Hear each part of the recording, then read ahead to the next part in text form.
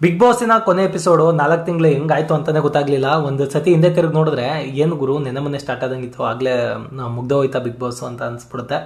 So ಈ season ತುಂಬಾ ಮಜವಾಗಿತ್ತು, ತುಂಬಾ ಚೆನ್ನಾಗಿತ್ತು ಅಂತ ಯಾವುದೇ ಕಾರಣಕ್ಕೂ ಹೇಳಕ್ ಇಷ್ಟಪಡಲ್ಲ.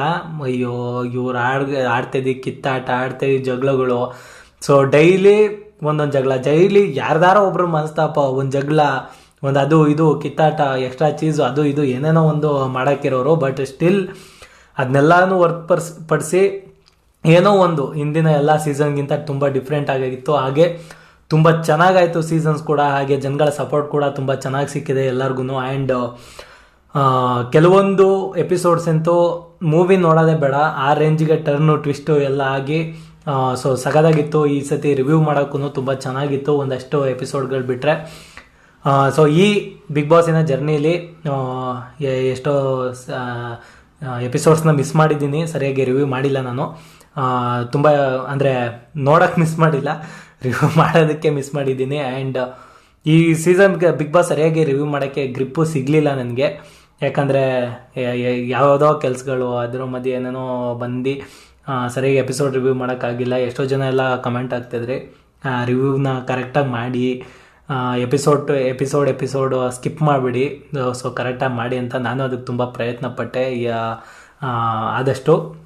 ಸೊ ನೆಕ್ಸ್ಟ್ ಸೀಸನ್ ಅಕಸ್ಮಾತು ನಾನೇನಾದರೂ ಬಿಗ್ ಬಾಸ್ ರಿವ್ಯೂ ಮಾಡಿದ್ರೆ ನೀಟಾಗಿ ಫಸ್ಟ್ ಎಪಿಸೋಡಿಂದನೇ ನೀಟಾಗಿ ಮಾಡ್ತೀನಿ ಅಂತ ಹೇಳೋಕ್ಕೆ ಇಷ್ಟಪಡ್ತೀನಿ. ಸೊ ಇನ್ನೇನು ಹೇಳೋಣ, ಈ ಬಿಗ್ ಬಾಸ್ ಸೀಸನ್ ಇನ್ನೇನು ಮುಗೀತು. ಹಾಗೆ ವಿನ್ನರ್ ಯಾರು ಆಗ್ತಾರೆ ಮ್ಯಾಕ್ಸಿಮಮ್ ಎಲ್ಲರಿಗೂ ಒಂದು ಐಡಿಯಾ ಇದೆ. ಸುಮಾರು ವೋಟಿಂಗ್ ಪೋಲ್ಸ್ ಎಲ್ಲ ನಡೆದಿದೆ. ಆ್ಯಂಡ್ ಅದರಲ್ಲಿ ಹನುಮಂತ್ ಅವರು, ಹಾಗೆ ಮಂಜು ಅವರು, ತ್ರಿವಿಕ್ರಮ್ ಅವರು ಲೀಡ್ ತೊಗೊಂಡಿದ್ದಾರೆ. ಆ್ಯಂಡ್ ಎಲ್ಲರಿಗೂ ತುಂಬ ಒಂದು ಕ್ಲಾರಿಟಿ ಇರೋದೇನೆಂದರೆ ಮ್ಯಾಕ್ಸಿಮಮ್ ಹನುಮಂತ್ ಅವರು ವಿನ್ ಆಗ್ತಾರೆ, ಹನುಮಂತ್ ಅವರ ಹ್ಯಾಂಡ್ ಅಪ್ ಹೋಗುತ್ತೆ ಅಂತ ಹೇಳ್ಬಿಟ್ಟು. ಸೊ ನಮ್ಮ ಎಲ್ಲರಿಗೂ ಒಂದು ಊಹೆ ಅಂತೂ ಖಂಡಿತ ಇದೆ, ನಮ್ಮ ಊಹೆನೂ ಅದಕ್ಕೆ ಹತ್ರವಾಗೇ ಇದೆ.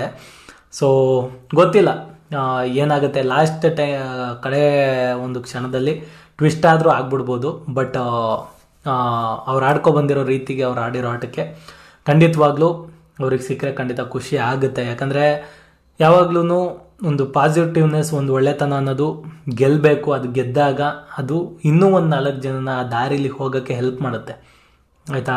ಒಳ್ಳೆತನ ಇಟ್ಕೊಂಡ್ರೆ ಜೀವನದಲ್ಲಿ ಏನೋ ಒಂದು ಆಗ್ತೀವಿ ಗುರು ಅಂತ ಹೇಳೋಕ್ಕೆ. ಅಕಸ್ಮಾತ್ ಹೆಂಗೆಂಗೋ ಆಡ್ತಿದ್ದವರು, ಹಂಗೆ ಹಿಂಗೆ ಅನ್ನೋರು, ಸೊ ಅರ್ಚಾಡೋರು, ಕಿರ್ಚಾಡೋರು, ಮನಸ್ಸಲ್ಲಿ ಕಲ್ಮಶ ಇಟ್ಕೊಂಡು ಮಾತಾಡೋರು, ಸೊ ಈ ಥರ ಎಲ್ಲ ನಾವು ಆಲ್ರೆಡಿ ನೋಡ್ಬಿಟ್ಟಿರ್ತೀವಿ. ಬಿಗ್ ಬಾಸ್ನ ಅದಕ್ಕೆ ಮೇನಾಗಿ ಹೇಳೋದು ವ್ಯಕ್ತಿತ್ವಗಳ ಆಟ ಅಂತ. ಇಲ್ಲಿ ಎಲ್ಲರ ವ್ಯಕ್ತಿತ್ವನ ನಾವು ದುರ್ಬೀನ್ ಹಾಕೊಂಡು ನೋಡಿರ್ತೀವಿ.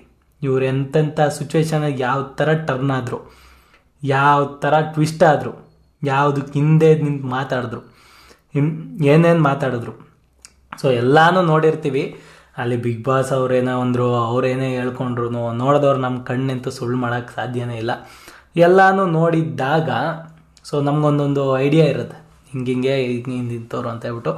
ಸೊ ಹಂಗೆ ಏನಾರ ವಿನ್ ಆಗಿಬಿಟ್ರೆ ಅದೇ ಸಮಾಜಕ್ಕೆ ರಾಂಗ್ ಮೆಸೇಜ್ಗಳು ಹೋಗ್ಬಿಡುತ್ತೆ. ಏನು ಗುರು ಒಳ್ಳೇದತನಕ್ಕೆ ಬೆಲೆ ಇಲ್ವಾ ಅನ್ನೋ ರೇಂಜಿಗೆಲ್ಲ ಹೋಗ್ಬಿಡುತ್ತೆ. ಸೊ ಅದಕ್ಕೆ ಒಳ್ಳೇದು ಗೆದ್ದರೆ, ಒಳ್ಳೆತನ ಗೆದ್ದರೆ ಖಂಡಿತ ಒಳ್ಳೇದು ಅನ್ನೋದು ಎಕ್ಸಿಸ್ಟಿಂಗಲ್ಲಿ ಇರುತ್ತೆ, ಯಾವಾಗಲೂ ಅದು ಉಳ್ಕೊಳ್ಳುತ್ತೆ. ಸೊ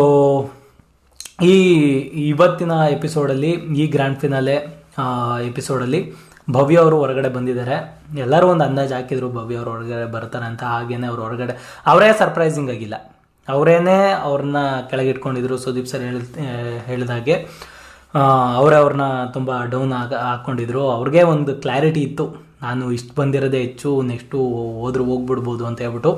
ಸೊ ಅವ್ರಿಗೆ ಹೋಗಿರೋದು ಅವ್ರಿಗೇನೆ ಅಷ್ಟೊಂದೇನು ಅಚ್ಚರಿ ಇಲ್ಲ. ನಾವು ಇನ್ನೇನು ಅಚ್ಚರಿ ಪಡೋ ಅಂಥದ್ದು ಏನಿಲ್ಲ, ದುಃಖಿಸೋ ಅಂಥದ್ದು ಏನಿಲ್ಲ. ಆ್ಯಕ್ಚುಲಿ ಯಾರಿಗೂ ಏನು ಬೇಜಾರೇನಿಲ್ಲ ನಡೆದಿರೋ ಇನ್ಸಿಡೆಂಟಿಂದ. ಸೊ ಭವ್ಯ ಅವರು ಹೊರಗಡೆ ಬಂದಿದ್ದಾರೆ. ಅವರ ಜರ್ನಿ ಮುಂದೆ ಚೆನ್ನಾಗಿರಲಿ, ಅವರ ಫ್ಯೂಚರ್. ಆ್ಯಂಡ್ ಇಲ್ಲಿ ಕಲ್ತಿರೋವಂಥ ಪಾಠನ ಒಂದು ಸ್ವಲ್ಪ ಅಳವಡಿಸ್ಕೊಳ್ಳಿ. ಹೊರಗಡೆ ಬಂದಮೇಲೆ ಒಂದು ಸ್ವಲ್ಪ ಮೊಬೈಲು ಅನ್ನೋದು ಕೈಗೆ ಸಿಕ್ಕಿದ ಮೇಲೆ ಅವ್ರಿಗಿನ್ನೂ ಒಂದು ತುಂಬ ಚೆನ್ನಾಗಿ ಕ್ಲಾರಿಟಿಗಳು ಸಿಗುತ್ತೆ, ಆಯಿತಾ. ಜನ ನನ್ನನ್ನು ಯಾವುದಕ್ಕೆ ಇಷ್ಟಪಟ್ಟವ್ರೆ, ಯಾವುದಕ್ಕೆ ಇಷ್ಟಪಟ್ಟಿಲ್ಲ, ಅಟ್ಲೀಸ್ಟ್ ನನ್ನ ಜೀವನದಲ್ಲಿ ಏನಾದ್ರು ತಿದ್ಕೊಂಡ್ರೆ ನಾನು ಇನ್ನೇನು ತಿದ್ಕೋಬೋದು ಅಂತ ಹೇಳ್ಬಿಟ್ಟು. ಬಿಗ್ ಬಾಸು ಅದೇ ಕೊನೆ ಅಲ್ಲ, ಅಲ್ಲಿ ನೋಡಿದ ಹಾಗೆ ವ್ಯಕ್ತಿ ನೆಕ್ಸ್ಟು ಮುಂದೇನೂ ಫ್ಯೂಚರಲ್ಲೂ ಇರಬೇಕು ಅಂತ ಏನಿಲ್ಲ. ಚೇಂಜ್ ಆದರೂ ಆಗ್ಬೋದು, ಬದಲಾವಣೆ ಜಗದ ನಿಯಮ. ಅವರಲ್ಲಿ ಅದನ್ನು ಅರ್ಥಕೊಂಡು ಹೊರಗಡೆ ಬಂದು ಅದನ್ನು ತಿದ್ಕೊಂಡು ಬಾಳಿದ್ರೆ ಅದಕ್ಕಿಂತ ದೊಡ್ಡದಿನ್ನು ಯಾವುದೂ ಇಲ್ಲ. ಸೊ ಹೋಪ್ ನಿಮ್ಮೆಲ್ಲರಿಗೂ ವಿಡಿಯೋ ಇಷ್ಟ ಆಗಿದೆ ಅಂತ ಅಂದ್ಕೊತೀನಿ. ಹಾಗೆ ನಿಮ್ಮ ಪ್ರಕಾರ ನಾಳೆ ಯಾರು ಗೆಲ್ತಾರೆ,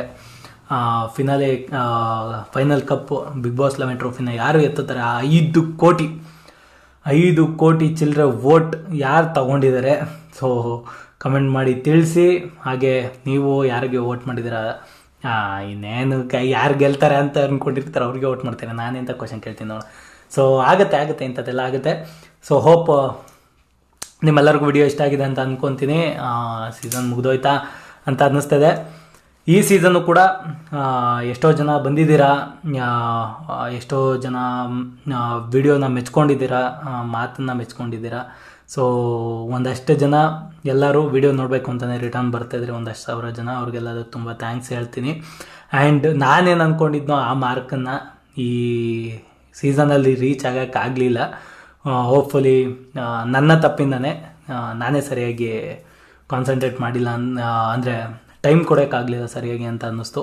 ಸೊ ನೆಕ್ಸ್ಟ್ ಸೀಸನ್ ಅಕಸ್ಮಾತ್ ನಾನು ಮಾಡಿದ್ರೆ ಖಂಡಿತವಾಗ್ಲೂ ಬ್ಯಾಂಕ್ ಮಾಡೋಣ.